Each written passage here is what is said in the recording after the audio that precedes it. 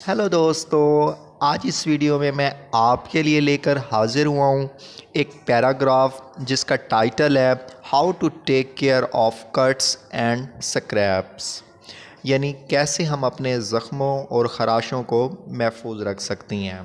और इस पैराग्राफ की मदद से हम हर वर्ड का मीनिंग सीखेंगे और अपनी वोकैबलरी को इंक्रीज़ करेंगे ताकि हमारी स्पोकन इंग्लिश बेहतर हो सके। तो चलिए वीडियो स्टार्ट करते हैं। जनरली इसका मतलब होता है आम तौर पर। स्मॉल वाउंड इसका मतलब होता है छोटे ज़ख़म। स्टॉप यानी रोक देती हैं। ब्लीडिंग यानी खून का बहाव। आफ्टर अ शॉर्ट टाइम कुछ देर के बाद।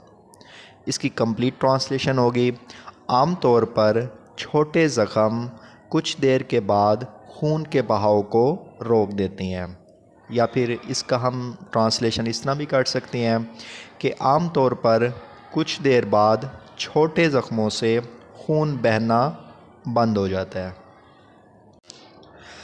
बट लेकिन इफ़ अगर ब्लड खून कंटिन्यू यानी मुसलसल टू फ्लो इसका मतलब होता है बहना। अगर खून मुसलसल बहता रहे वी हम शुड चाहिए प्रेस यानी दबाना वाउंड ज़ख़म सॉफ्टली आहिस्तगी से। अगर खून मुसलसल बहता रहे तो हमें आहिस्तगी से या नरमी से ज़ख़म को दबा देना चाहिए। इट यानी ये विल जो है ये प्रेजेंट इंडेफिनिट टेंस को शो कर रहा है, जिसका हम उर्दू में इसका मतलब लेंगे गा गे या गी। स्टॉप यानी रोकना। ब्लड फ्लो यानी खून का बहाव, ये खून के बहाव को रोक देगा। आफ्टर दिस इसके बाद। वी शुड हमें करना चाहिए या हमें चाहिए। वॉश द वाउंड ज़ख़म को धोना या साफ़ करना। केयरफुली एहतियात से। इसके बाद हमें ज़ख़म को एहतियात से साफ़ करना चाहिए। क्लीनिंग द वाउंड यानी ज़ख़म की सफाई। रिड्यूस इसका मतलब होता है कम करना।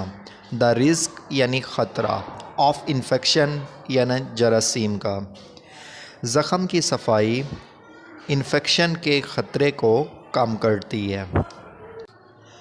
आफ्टर क्लीनिंग यानी सफाई के बाद। वी शुड हमें चाहिए कवर द वाउंड यानी ज़ख़म को ढाँप दें विद एंटीबायोटिक क्रीम जरासीम कुश क्रीम से। सफाई के बाद हमें चाहिए कि ज़ख़म को एंटीबायोटिक क्रीम से ढाँप दें या एंटीबायोटिक क्रीम लगा दें। द क्रीम विल कीप का मतलब होता है रखना। Wound soft and safe. Soft का मतलब होता है नरम और सेफ़ का मतलब होता है महफूज। क्रीम ज़ख़म को नरम और महफूज रखेगी। नेक्स्ट यानी बाद में। वी शुड हमें चाहिए ड्रेस इसका मतलब वैसे तो कपड़ा होता है, लेकिन चूँकि यहाँ पे वाउंड्स की बात हो रही है, ज़ख़मों की बात हो रही है, तो यहाँ पे इसका मतलब पट्टी होगा। इसके बाद हमें ज़ख़मों के ऊपर पट्टी कर देनी चाहिए।